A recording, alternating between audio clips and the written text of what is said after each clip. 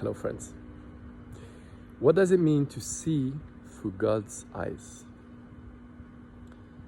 See, a human is a mind, means a human is highly, for the most part, identified with the mind. And if you identify with the mind, everything looks problematic because you analyze through everything, through every detail, you see.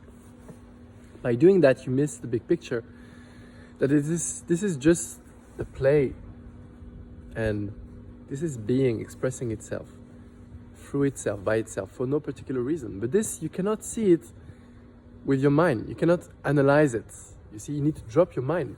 Drop your mind means not destroying the mind, because that's also the mind destroying itself. It means don't think. Try to see life without the filter of thinking, because the filter of thinking creates divisions in everything that you do and see. And that's the difference between seeing through God's eyes and seeing through a human eye. Through God's eye, everything is perfect. There's only this everything. But you can't grasp that with your mind. You have to go beyond it. And a human will see problems, will see suffering everywhere, because the nature of the mind is to analyze, is to understand, and I get that, right? But the problem is that if you do that, you miss the big picture. The big picture is there is only perfection. But you will never, ever see perfection with your own eyes, meaning your mud. What is your mud? Your mind. Being stuck in the mud. And almost all humans that I meet are stuck in the mud. Very, very rarely do I meet a human that is not stuck in the mud. It doesn't mean having a better mind, a more brilliant mind. It means drop your thinking. All thinking is just thinking. It doesn't mean anything. On the human level, yes, but not on an existential level. Trees are just still trees. Everything is just the way it is.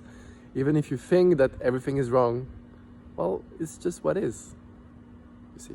But you have to go through, you have to go beyond your mind to see that. So that's why people keep on missing the actual experience of God, because God is a non-thinking entity. Not even an entity, but, let's make it simple. I'm trying to make it as simple as possible. God is what is. What is as it is. It's not thinking, you see. So you can never see through those eyes if you're thinking, because this very dimension is beyond thinking. It's beyond the mind. So how do you go beyond thinking? You naturally are beyond thinking if you don't make effort, if you don't try to do anything in particular, you just relax. Here you are.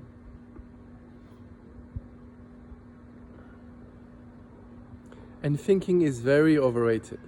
We think that we understand life so much through this lens, and I need to analyze everything and plan everything and make some... Yes, sure, on some aspect, but thinking is only relevant on the human plane. On no other planes is it relevant. That's why Ramana said the only true state is the state which is free from thinking. If you're free from thinking, you cannot be defined. You're not even consciousness, you're not even awareness. You're just beyond all those terms, because all those terms are just mind and thoughts as well.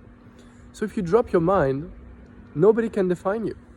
You're beyond suffering, but you're also beyond liberation and freedom from suffering, because these are all just concepts of the mind also. You see. But we love the concepts, and we love the mind way too much. The human problem is that they are way too attached to the mind, you see. Way too much. And it's very overrated. Very overrated. If you drop your mind and just go with the flow of being, you will discover a new intelligence that is just fresh and pure, without any past, without any future, is always in the now. And you will discover that that's what you truly are. You can't be defined. People say that God is everything, God is nothing. I'm saying God is none of that. It's neither nothing nor everything. You can't define it. The moment you try to think about it, you've missed it. Sorry. So you just need to drop your mind. And if you drop your mind, only the truth will remain, which is a state which is beyond thinking. The only true state is the state from freedom of thinking. Ramana Maharshi.